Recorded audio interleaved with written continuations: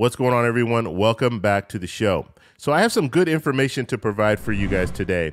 We're talking about, let me just show you. I'll actually show you the headline, and then we'll talk a little bit about it in more detail. But the average Social Security retirement benefit fell short by 46% in 2022. Here are the costs that went up the most.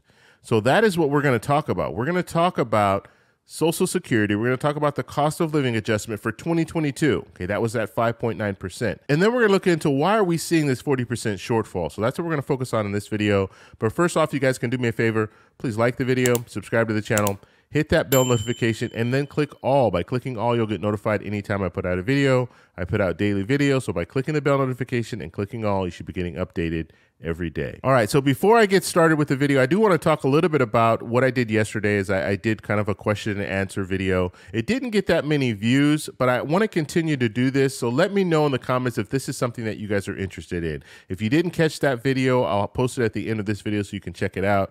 But basically, I'm just answering your questions. And then on top of that, I want to know who's watching the video till the end. And so what I'm going to do is I'm going to tell you to do something in the comments at the very end of the video. That way I know you're actually watching till the end. And those people, I will make sure to reply to those comments. Okay, so this is going to be something I'm going to try out. Other YouTubers are doing this, and I think it's kind of fun.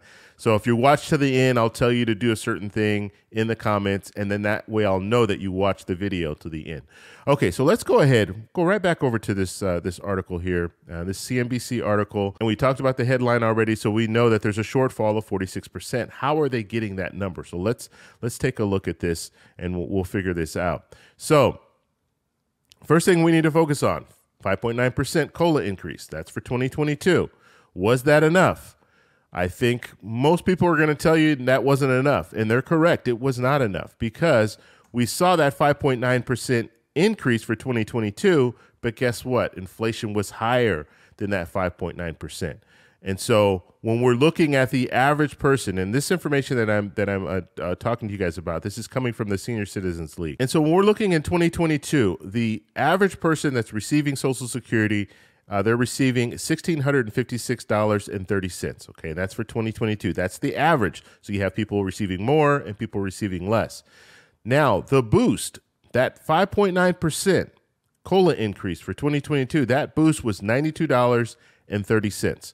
Okay, so that we have that information, and so that's where we're going to find out exactly how they came up with this 46% shortfall. Okay, so the average retiree benefits fell short by an average of $42.35 per month. $42.35 per month. So that means that in 2022, if your spending habits were the same, that's what this is based on. If your spending habits were the same as in, let's say, in December of 2021 compared to December of 2022. And so what this is saying is you're going to be paying $42.35 more in 2022 than you would have paid in 2021 if your spending habits were the same. Okay, and that's where they get the 46% shortfall. Now, what's really crazy is if you look at a year, you're going to be looking at $508.20 that you'll be paying more in 2022 than you paid in 2021. And so that's why a lot of people are saying, look, I'm struggling. Things are getting worse. They're not getting better. And that's the reason why they're getting worse, because that cost of living adjustment was 5.9%. It wasn't enough to keep up with inflation. Okay, so let's look at this graph here. Now, this is year over year inflation, and they're going by month. Okay, so December of 2021. Now, they're looking at the CPIW. Okay, the CPIW is how you get COLA. Okay, so we know you have the regular CPI score, but the CPIW is different than the regular CPI score. They're close, but they're different, all right? So December 2021, 7.8%, that's the CPIW. So the amount that you needed to keep up with inflation was $122. Now remember, we were looking at the average here. The average is $92.30. So $122, that's what you need to keep up with inflation. So there's a shortfall here of $30. And the reality is in 2021, December of 2021, you weren't even receiving that increase yet, that 5.9% increase. And so you already started off behind. So you needed an extra $30 in order to keep up with inflation. Now going down to January, the CPIW was 8.2%. That's $128 that you needed to keep up with inflation. That was $36. Okay, so you needed an additional $36. And we can just go down the list. So February, just go down the list, and you can see on the right-hand side here, these are all the shortfalls. March shortfall, $55. April shortfall, $47. May shortfall, $53. And we know in June things were really bad, and the June shortfall was $61. And just moving all the way down. And so the average there after 12 months was minus 42. Okay, that was the shortfall. Average shortfall. Okay. Now, something else that's important to look at is what are the categories that are increasing the most. And what they did is they took October of 2022 and they're looking at this sample size. They're looking at 65 people who are 65 and older. Okay. Now this is year to year. And this is October of 2022. Okay, so looking at that, home heating and oil, 68%. Airfare, 42.9%. Flour plus prepared mixes, 24.6%. Health insurance, 20.6%. Natural gas, 20%. Oil plus coolant, 19.1%. Canned fruits plus vegetables, 18.7%. Soups, 17%, turkey, 16.9%, and pet food, 15%. Now, these are when it comes to inflation, they were rising the fastest, okay, the largest percentage for people in that age range. And so you see, this is why people are saying that things aren't changing. Even though we're looking at inflation at this point starting to go down, it hasn't gone under 5.9%, and so people are still going to be struggling. And so ultimately, that's why people are looking at this COLA, even the new COLA, and they have doubts in their mind, thinking, you know what, this is just not going to work. It's still going to be just as bad. Now, the hope is that it will get better in the near future, but right now, that's what we're looking at. Okay. On top of that, Medicare Part B, it went up in 2022, 14.5%.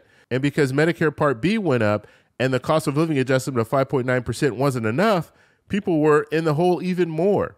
So the good news when it comes to Medicare Part B, we'll see a decline in 2023 of 3%. So it'll be $164.90 compared to the $170.10 per month that it was in 2022. So that's good. So we're looking at an 8.7% COLA, and then we're looking at a decline of 3% when it comes to Medicare Part B. And so just looking at everything, those are good signs that we're seeing that at least Medicare Part B will go down. It's not going to go down that much. It'll be 3%, but that's good. And then you're looking at the cost of living adjustment at 8.7%, which at this point, it's above what we're seeing come out of inflation. Okay, we're seeing the numbers come out. 7.1% was the last number that we saw, and that's the CPI. But when we're looking at that, that's good because it's below that 8.7%. And as long as it stays below that 8.7%, you will at least know that your dollar will be stronger than it was a year before. Okay, so that's what we want to see. We want to continue to see that happen. So we'll be following this every month. You guys know I come out with the CPI score. I'll let you guys know what it is. So that way you can kind of gauge, okay, are things getting better? Are they getting worse? And then I look at the different categories as well, because you need to look at categories like food and things like that to find out, are food prices going down? Or are they actually going up? And the average CPI score might be lower, but just certain items might be more expensive. And so you can see that 2022 was tough for a lot of people. Now, we're just hoping that 2023 will be better. And like I said, the things that we looked at and we talked about today, hopefully we can keep inflation below that 8.7%. We want inflation to drop all the way down. If it could drop down to 3%, 4%, that would be great for everyone. But we just don't know how long that's going to take, and will it actually get down that low? The Federal Reserve, they actually want to get it down to 2%. And so that is their push. So we're going to have to see if they're going to raise interest rates anymore. Was that the last interest rate hike in December? We're not going to see it anymore. So it'll be interesting to see when they have their next meeting. But This is what we're looking at. This is the reason why people are still struggling. And even after inflation gets under control, there's some other issues that are going to need to be addressed when it comes to Social Security. We talked about this when it comes to a raise for Social Security, when it comes to the reform of Social Security. These are things that are going to have to be talked about in the next few years, because we know by 2034, 2035, if nothing is done, the trust fund will go broke. It will run out of money, and that will mean a 20% across the board cut. And so obviously that would be disastrous for a lot of people. So that they're trying to avoid that, or at least we want to avoid that. We know it's coming, but we need to make those adjustments. So we'll have to see what politicians do when it comes to that. All right, if you guys are still watching this video, thank you for your support, and just put a happy face in the comments, and I'll make sure to reply to that comment. If you guys like this video, please give me a thumbs up. Please subscribe for more, and I'll talk to you in the next one. Bye.